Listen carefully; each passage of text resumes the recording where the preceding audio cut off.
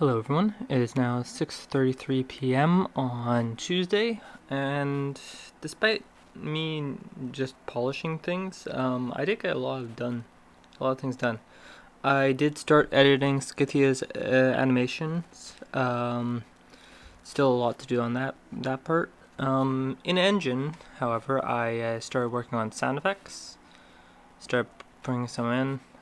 This honk is for one of the animals, but it is kind of funny. Here, a little chime, wind chime effect, a yelp effect, and as well as two new location sounds. Yeah, two new location sounds. And where did I put that last one? I believe. Oh, I should move. These are overworld locations, so I'll leave them there. Yeah. Where did I put? It might have been in other story. Okay, and then one character theme, track I made. I also started planning out how the body is gonna be for the NPCs. Of course, for the demo, I have these robot guys, but I want actual people-ish people. So what I started to do is a modular thing. I started work on like 5 or 6 male and 5 or 6 female body shapes and clothing. I'm gonna do the same thing with the hair and then the textures, and hopefully that should give me enough variety to where I can just mix and match the parts. Besides that, a few things I did, but you're not going to see them in the demo. I debugged the team system, the active pair system. Just small glitches like not updating, or the stat boosts not updating. But I also added one new thing which I should have added a while ago, and I feel it's gonna change how things are gonna be. If I can open up base character. Like I said before, the eye system, each eye has its own stats and elements. But now it goes further. Force damage. Go in here, you'll see that there's a team defense boost. So now, depending on the elements of your eye and your supporting partner's eye, it'll give your team an element. So there are, I believe I made 6. Let me actually pull this up. There are the base elements. Yeah. There are the base elements: fire, water, terra, wind, and electricity. And these ones, they mix with each other to make secondary ones. The way I'm going to do it, fire and water, they are the opposites. They do bonus damage against each other. Terra and wind do bonus damage against each other. Electricity does bonus damage against other electricity as well. Light and blight also are also opposites, but they cannot mix with anything. They overpower everything. So if you have one party member as fire and one party member as light, it forces the team to be a light element. Same thing with blight. Okay, but everything else, so yeah, like I said, the opposites do more damage to each other. Fire and water, terra and wind, and electricity and electricity. The thing is, though, if you mix them, you'll get the secondary elements. Secondary elements do more damage to the two base ones that they're made from. So steam is strong against water and fire. Magma is strong against fire and terra. Ether is fire and wind. Plasma is fire and electricity. And you just keep going and going. If that is active, if you go into the game, and each team element has its own perks. So let's skip the tutorial. Did I say there was? No, the tutorial was part of yesterday's stuff. Okay, so So right now there's no team element, so you'll see that this is just nothing indicating. But if, let's say, team, let's say, sure, we had fire, little indication there, and I don't have a hotkey, but fire when the active team is team element is fire, general buff to attacks, water buff to special defense or crit defense, Terra is physical defense, and so on and so forth. Each single team element has its own boost, and then the secondaries have both boosts of what makes them. So magma is a mix between Terra and fire, so it gives you the fire boost as well as the Terra boost, so the defense boost and the attack boost. So this should be able to open up opportunities for the player to mix and match and play the way they want to. Besides that, I also went back through the data lists, continued working on the sublevels. I have all the spawning times in now and set, where I don't think the player will get overwhelmed too quickly, but it should still be a challenge. But I also revamped quite a few systems as well. Biggest one is the workbench. In the game, Scythia is a tinkerer, and you can actually use that. Each character has their own thing you can make for them to make them stronger. Jiri's cloak is part of her uniform, and by default it just cloaks her, makes her hard to see when she's cloaked, so AIs don't charge at her. However, this you can add if you upgrade her things. Let's say you have a fabric that has that's charged with electricity. She might have like a spike damage, where if an enemy does physical damage to her, they'll also be damaged. Stuff like that, where you can really customize the characters. This is all in, but it's not finalized. There's still a few things I need to tweak, and I don't have any visuals for this yet, so you can't even edit these in game yet. Next, I also went in. This took me forever. I listed out every side quest I have planned so far. So far, I have like 140 something, 143. And most of these are character focused. So these are character focused as well, but they have the characters in the title. So I don't have the descriptions for most of them, but most of them are character focused, like mini stories, and each of these I'm planning to have it so each of these does affect the main story.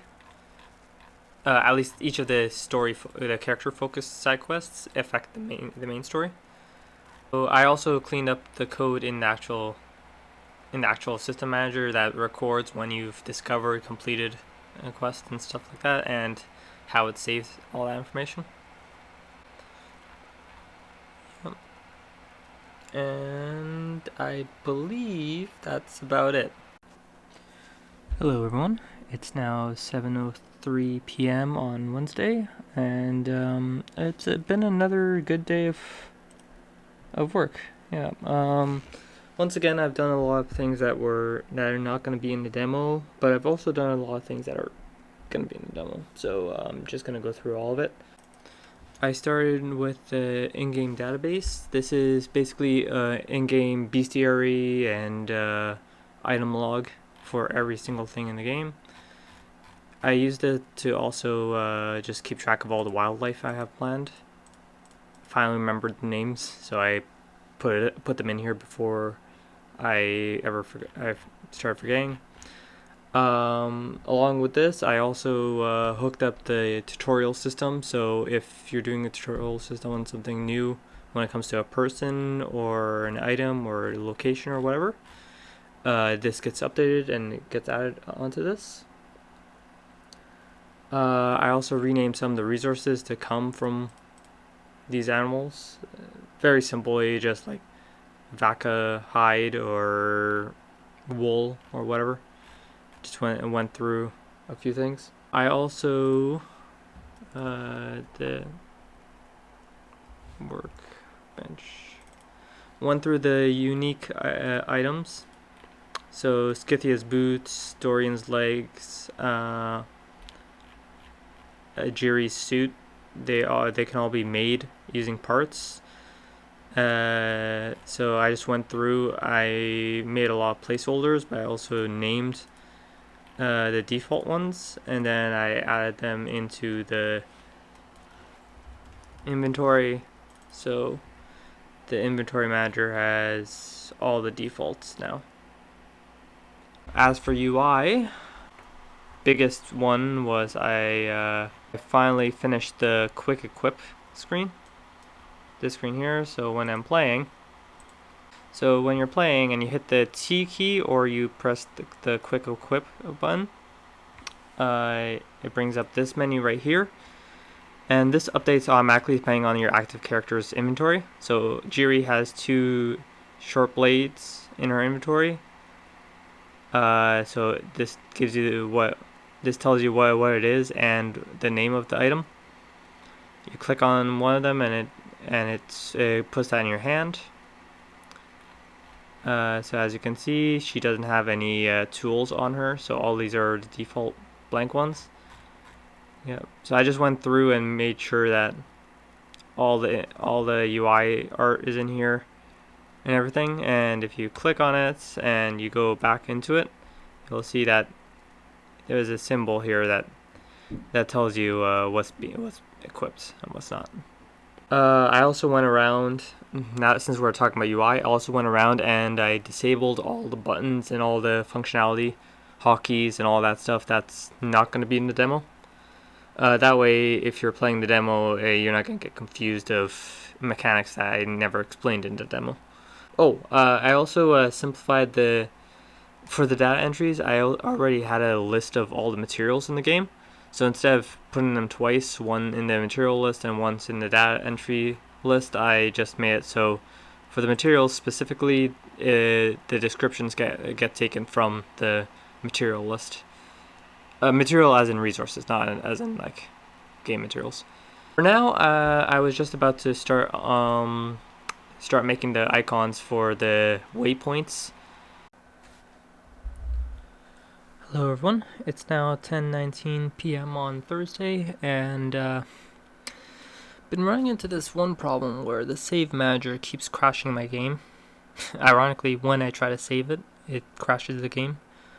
So every time I make a change or anything, I can't save that change, and I spent the last few hours trying to fix it. Has not been going well, and it's been killing a ton of time. That said, yeah, I really don't know what to say. I think I'm gonna call it a night there. I've been just giving myself a headache trying to get this working. I did make a mini map. I know I said I wouldn't have any maps for the demo, but I kind of backtracked on that because the game just felt empty without it. So the mini map is working. It was actually I was working on adding icons to identify the NPCs on the mini map when I ran into this problem and got derailed. But the mini map itself is working 100%. The game just takes like 5 minutes to open up every time it crashes, so I really don't want to open it up again. But yeah, I'm gonna call it a night there, pick it up tomorrow, see if I can work around this bug or something. Hello everyone, it is now 9:53 p.m. on Friday, and today's been kind of a mess. I spent a good 3-4 hours trying to get that crashing error to be fixed. It's has something to do with the way I was saving the game. The strut I was using, it was working fine so long as I didn't expand upon it. You know how struts contain other variables inside? If I set the whole thing at once, that's fine. But if I expanded on it and tried to set individual parts of just the inventory to save that information, for some reason the editor really didn't like me doing that, and then it crashes. but only for the inventory and only for when I'm saving it, not when I'm editing it. So yeah, I just a workaround that was, instead of saving it as one strut, one package of information, I saved it individually, which I'm kind of worried it's gonna increase saving time, but it shouldn't be too big a problem. Besides that, I've also added a new track, another boss battle theme, which I'm thinking I might use in the demo, but it's not going to be for the same reasons as the main story. Besides that, another major thing I added, I was talking about this earlier, the minimap is now completely done. Again, I wasn't planning on having this in the originally, but the game just felt empty without it, so now there it is. Hit F11. You can toggle it with the M key by default. So now, if you walk around, the icons are appearing as well, and it fills in. So how I did this is, it's a material with multiple layers. The bottom layer is just an image. It was actually just a screenshot. I went into top-down view of this level, took a screenshot, and then the second layer is a kind of like just a black screen.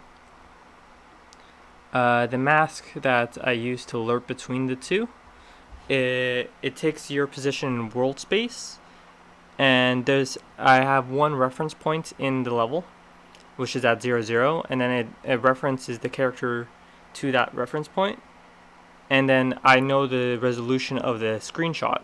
This screenshot is 445 by 445 pixels, so it takes the position in world space, divides it by the total space that this map is covering, and then multiplies it by the resolution of the screenshot, and that puts that, and then it moves the whole image back and forth, while adding to the alpha that splits it. I can control everything about it. I can control the radius that it clears the map away.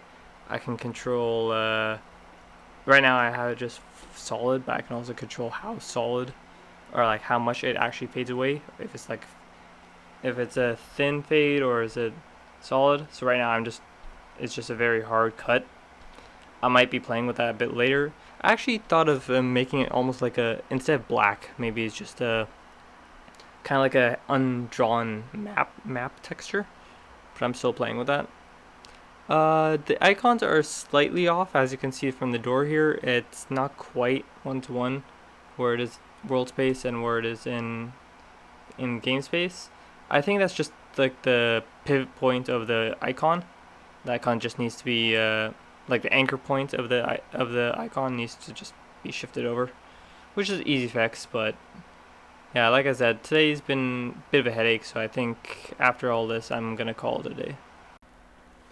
Hello everyone, it's now 7:34 p.m. on Monday, and sorry for the lack of updates. My voice actually gave out a few times during the weekend. I got sick, and yeah, my throat's not 100% better, but I can talk now without feeling like someone's scraping it. That said, I did do a lot since the last time. Let me just bring up my list. As you can see here, I major rehaul on the main UI. Getting a bit ahead of myself, but tutorial pops up now. Database entries pop up, you can see there. Pressing M will toggle the map.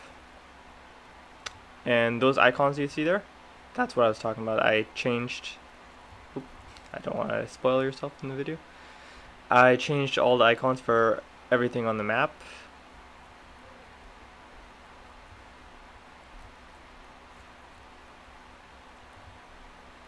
So that's all done. Made a system for doors. Yep, so that's all done. The 17th, I filled out the map list. Didn't really draw all the maps, but I made an entry for each location, each of the main locations on the overworld. I'm not sure if I said this in the last clip, but I did change my mind. I do want the map in for the demo. It just felt empty without it. I also added gear sets into the game. This was something I had in mind, but I never implemented, and I thought I was going to do it after the demo, but while I'm waiting for the artist to finish up all the character art, I thought, I have time. Let's do it. Let's do it now. So now each gear character has, based on what it was made from. Like the crafting system is all blueprint based, and actual blueprints. I mean, like paper. You get the recipes or blueprints, and then you can craft those into weapons that you can name. The blueprints are each come from a set, and depending on the sets, like is it a traveler set? If you have the amount of gears that are part of the gear parts that are part of the set, let's say you have the helmet, the chest plates, the leggings, the boots, and the gloves for the traveler set, you'll get a certain effect that gets boosted to you. For that, major thing I added, well, now when you equip, I'm not sure if I showed this off, but I believe I did. The equipment screen is activated, but the thing I want to show you is if you equip a weapon, and let me just step one, eject. Depending on the element that's on the weapon, you get a different effects on the weapon itself. So by default, she has these weapons infused with fire crest. So you have this small fire effect. It's easier to see in like a brighter place where they contrast. So I made one for each element, each of the 17 elements. After that, I added a new category to the database, which is just what did I call it? World info, and this is basically information about the world itself, like lore bits that you discover, or I believe like functionality of certain things, background information of certain things. Oh, yeah, that new category, and then I had to update the main UI's database screen to account for that. And that leads up to today. I redid the map. No, what it's called. I debugged the map screen that I showed you. It's actually a little bit of a cheat. Let me show you. So when you pop up the map, the icons, okay, tutorial, go away. The icons that you see, so that little blue crystal, or the icons for these, they're actually sitting on top of the map, and they're moving based on the relative position of the map. But they're not a child or anything, so they could actually go off the map like that. I'm just getting their relative position on the screen towards the center of the map. If it's outside the circle, it'll get set to invisible. If it's inside the circle, it'll set to visible. And that's all the sheet. Besides that, I did update the UI, the information for the dates, the month, and the time. I just made it look a bit nicer in my opinion. And then the biggest, it was always in the game, but like it wasn't displayed, so I thought this was better. The biggest change is how I'm doing interactions. This was popping up a few times when I was playing. Before, it was just you interacted with one thing at a time, and it just, whatever you overlap last was the thing you can interact with. I was running into problems where depending on positioning and the size of NPCs, sometimes you couldn't talk to one NPC at all. So now instead of just first thing you can interact with gets popped up, it actually lists everything you can pop up with. Pressing the interact key will always trigger the first thing on the list, but if you show the cursor, you can scroll through the list and you can click any of the options. I still need to make UI work for that. It's still using the default button texture, but I feel like this is a very easy way of giving the player more control, and then it also opens myself up for more elaborate level setups because I don't have to worry about things overlapping and getting lost.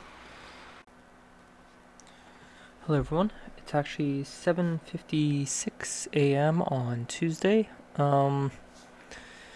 Just finishing up some music.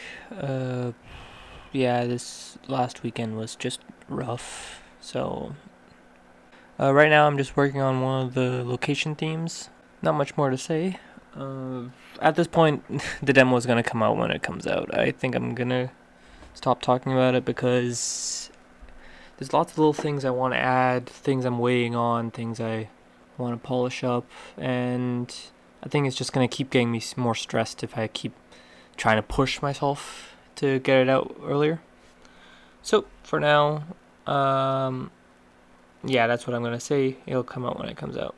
So if you liked the video up until this point, thank you for staying, and please like it, subscribe, and I'll see you in the next video.